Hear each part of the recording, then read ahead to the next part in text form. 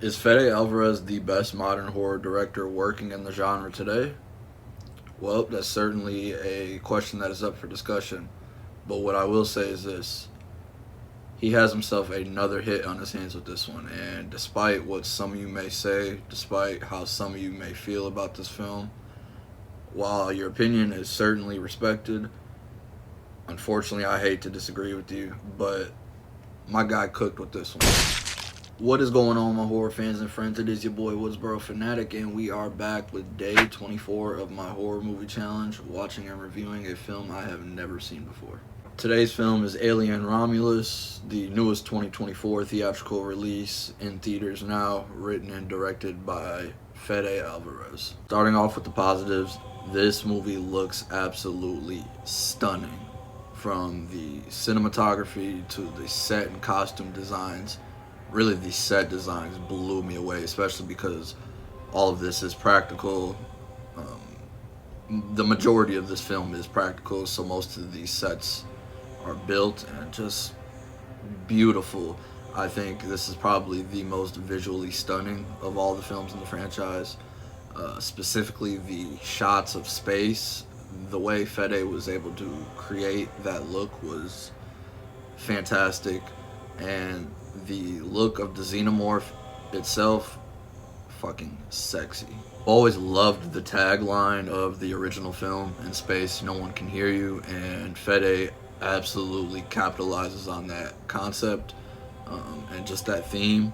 From the incredible sound design that he's got going all throughout this, the score is fucking awesome in this movie, and the shots that make the environment feel emphatically larger than our characters. And speaking of the characters, I really enjoyed the ensemble that we followed throughout the film. I really enjoy when a movie places a group of characters together that all have different personalities. It makes for a very intriguing dynamic. But Kaylee Spaney, who plays our lead character Rain, and David Johnson, who plays Andy the Synthetic, are absolutely the standouts of this movie. Phenomenal performances from them both.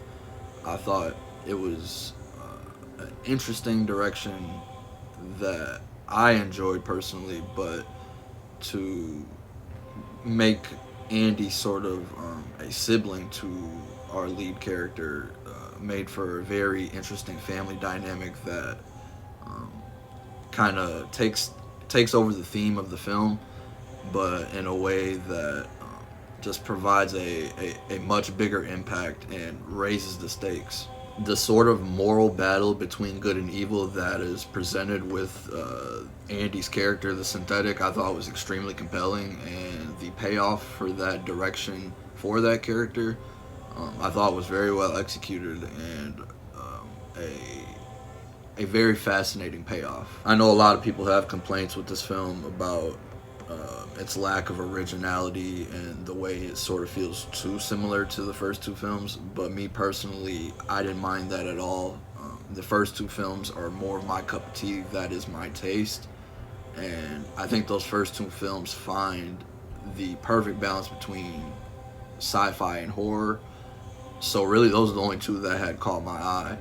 And as soon as Fede was signed on to this movie, I knew that we were going to get that darker tone that was much needed for these films. But holy shit, I was not expecting him to just really embody the essence of what those first two films had to offer.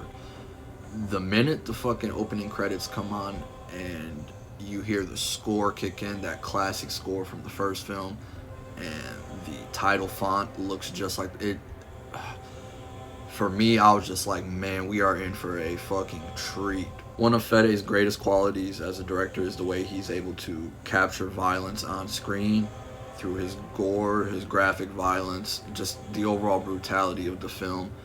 It always provides a much darker tone to whatever he's involved in, and that is certainly the case here. I would say that this is absolutely the darkest film of the franchise, just in terms of the violent nature at hand. Whether it's during the kill scenes or whether it's during a very daring and ballsy final act, he goes all out. He holds no punches. He absolutely goes there. While he certainly doesn't hold back in terms of how these people are being killed or attacked, he doesn't allow us to sit with these kills, which, for me personally, that is one tiny thing that holds us back for me just a little bit, because, after seeing some of his early work like Evil Dead 2013, which is extremely graphic, you almost, as a fan of his, you're hoping for those type of scenes. And again, he doesn't allow you to sit with the kills, but they are shot in a way that is extremely graphic and visceral. It almost catches you off guard. Speaking of catching you off guard, this is a perfect segue into my next positive with the film. This is an excellent example of a film that provides quality jump scares. And I think people need to understand with horror films that there is a definitive difference between actually being scared with a jump scare tactic or being startled. And in this case, Fede is not looking to startle you at all. He is looking to scare you.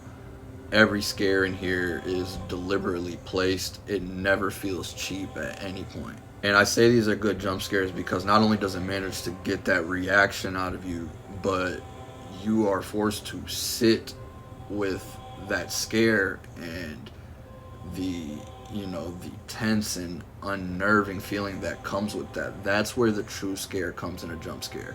It's not a quick startle, it's a oh my god, and then you have to sit with it. This movie had my body so sore at the end of the film because of how tense I was throughout. He does a masterful job at creating suspense and tension, so you are already tense as fuck before the scare actually presents itself. But when it does, like I said, you're forced to sit with it. And the scares involving these creatures are like very fitting to the actions of the creatures.